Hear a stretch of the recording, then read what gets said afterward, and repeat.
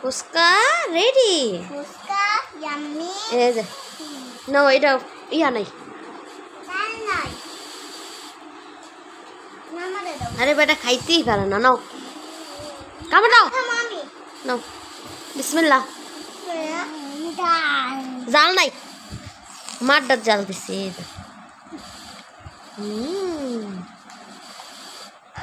চলো সরো, মায় জাল দিয়া খাই। সকাল সকাল অনেক বেশি বৃষ্টি নামছে, এর জন্য রান্না করছি একটু হালকা ঝোল দিয়ে।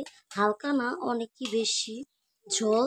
তো এই ঝোল দিয়ে গরু মাংস রান্না করছি, আর রান্না করছি খিচুড়ি। তো আজকে ঘুম থেকে উঠে দেখি যে অনেক জোরে বৃষ্টি নামছে। তো যদিও আমার খিচুড়িটা রান্না করার ইচ্ছে একদমই ছিল না, তো আমি যখন মানে মাংস রান্নার জন্য পেঁয়াজ কাটতেছিলাম, তখন আমাদের রিহান বাবু বলতেছে যে মা খিচুড়ি খাবো। কি খাইবে আজকে? ও বলতেছে যে খিচুড়ি খাবে। তো এখন কি করার, এর জন্য ভাবলাম যে খিচুড়িটাই রান্না করি। যদিও একটু ইচ্ছে ছিল না যে খিচুড়ি রান্না করব কি এই বৃষ্টির জন্য, কারণ আমার রান্নাঘরটা তো বাইরে, তো বৃষ্টিতে ভিজে ভিজে রান্না করতে হয়।